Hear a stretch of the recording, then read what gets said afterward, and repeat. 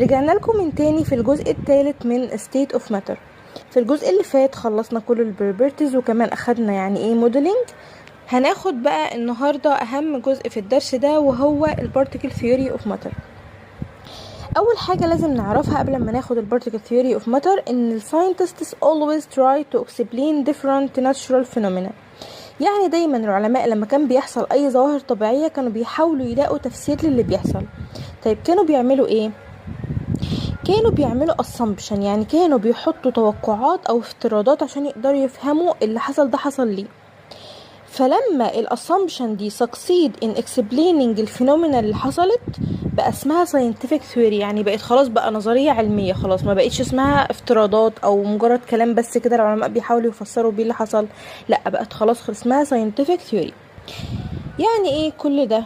يعني ان دايما العلماء كانوا بيحاولوا يفهموا الظواهر الطبيعية واي حاجة بتحصل في الكون عامة، وكانوا بيحطوا افتراضات او توقعات للي بيحصل، بس كانت برضو في الاول والاخر مجرد توقعات. فلما التوقعات دي او الافتراضات دي تقدر تنجح ان هي تفسر اللي حصل فعلا وطلعت صحيحة بيبقى اسمها بقى scientific theory او نظرية علمية، يعني بتبقى خلاص موثقة بعد كده. فلما بيحصل مثلا ظاهرة دي تاني خلاص انا عندي نص علمي او نظرية علمية بتقول ده حصل عشان كذا كذا كذا، تمام.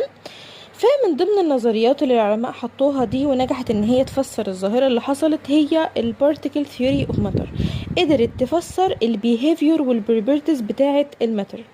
طيب العلماء قالوا ايه في البارتيكل ثيوري اوف ماتر؟ قالوا ان الماتر is made up of very tiny particles that can't be seen with the naked eye and are in a state of continuous motion. يعني المادة او الماتر اللي عندي مكونة من جزيئات صغيرة جدا ما اقدرش اشوفها بعيني، وكمان هي دايما في حالة حركة مستمرة، يعني دايما بتتحرك حتى لو احنا مش شايفين الحركة دي بعيوننا، تمام.